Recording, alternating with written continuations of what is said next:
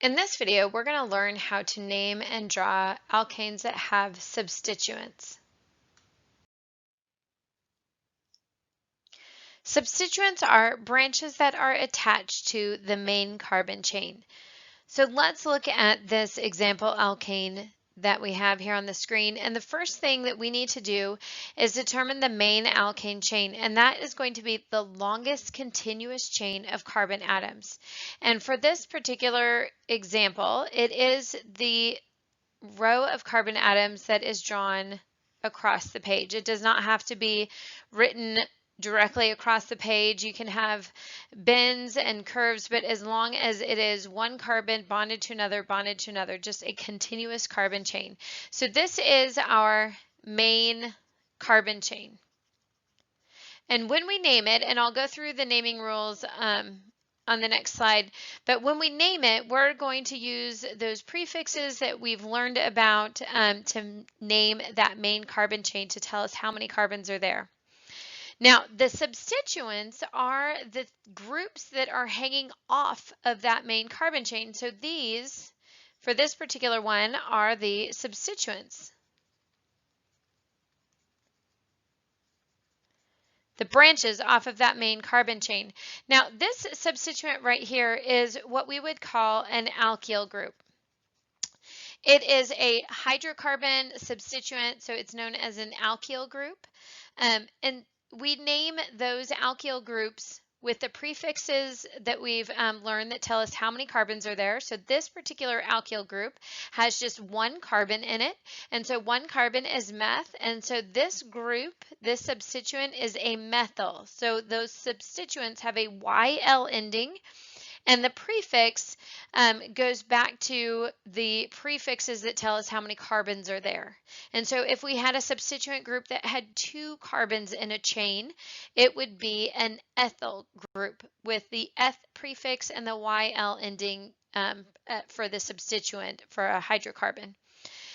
Now this other substituent here is a halogen. Now the halogens are going to be named with the prefix from the halogen name and then an O ending. So in this case, it is a bromo with an O ending to it, brome coming from bromine. Okay, so that's a little bit of a background. Now we're going to go through the rules of how we name alkanes that have substituents, and then we'll work through a couple of examples. So the steps in naming alkanes. Step 1, you're going to write the name or write the alkane name of the longest chain of carbon atoms. So that first step is you find that main chain, use the prefixes that you've learned to name it with as many carbons as you have. Step 2, you want to number the carbon atoms in that main chain, starting from the end nearest a substituent. If you have two or more substituents on your main chain, you want to number from the side that gives the lowest set of numbers. And then step 3, give the location by number and name of each substituent in alphabetical order as a prefix to the name of the main chain of carbon atoms. And then you're going to use the prefix di, tri, tetra to indicate a group that appears more than once. So if you have two methyl groups, you would say it's a dimethyl. And those prefixes are not used to determine alphabetical order. Okay, so those are the rules. Let's put them into action and see how they work. Here is our example that we saw before. And so again, I'm just going to circle that main carbon chain. That was our step 1. And we need to name it. And so naming it, we have to determine how many carbons there are. So we're just going to count them up. So 1, 2, 3, 4, 5, 6 carbons. So 6 carbons. It's an alkane. So the last name of this compound is going to be hexane. Now we are going to find the prefixes that we put in front of it.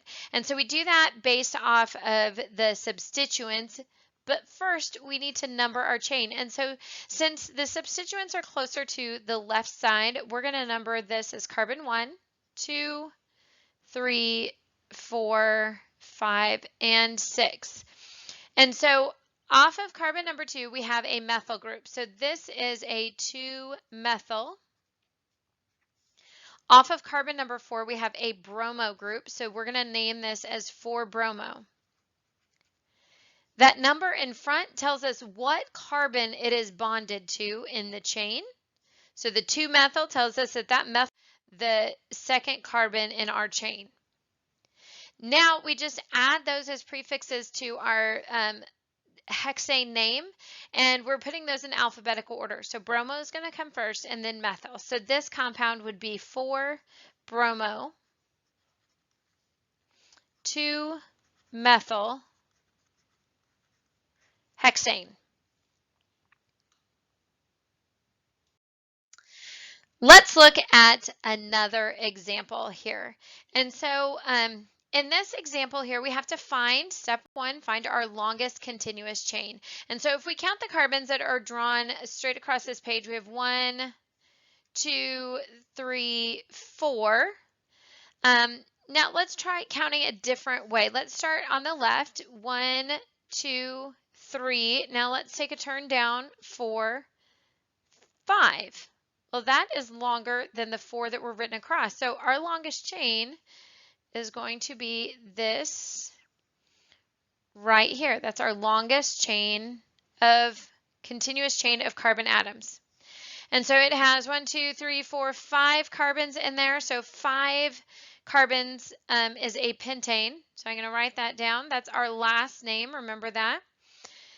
And just like I did here and on the previous example, I have circled my longest chain, and that's often a good idea because once you circle it, then you have defined, okay, this is my main chain, and then what's sticking out of that are your substituents that you have to name.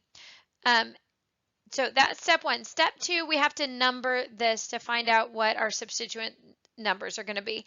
And in this case, it doesn't matter which side you start counting from, this left side over here or the bottom down here, because either way, we're going to end up with our substituents at carbon 3. So let's just say this is carbon 1, this is carbon 2, carbon 3, carbon 4, carbon 5. Okay, so off of carbon 3, I have 2 methyl groups. Both of them are bonded to carbon number 3. And so this is where we're going to say that these are dimethyl. Dimethyl. Di meaning 2, so that we have 2 separate methyl groups, and meth being that each of those groups contain a single carbon. YL is our ending for substituent. Okay, so that's going to be in front. We also have to number them. Now we have 2 different groups, so you have to have 2 numbers, even if they're the same numbers. So these are 3,3 dimethyl, and that's going to be the first part of our name. 3,3 dimethyl, squeeze that in there, pentane. Just some kind of housekeeping measures here. You notice that between the numbers I have put a comma, and in between the number and the words I put a dash. And that's true whether you have numbers in between words. You're going to have dashes between numbers and words, and commas between numbers if you have more than one.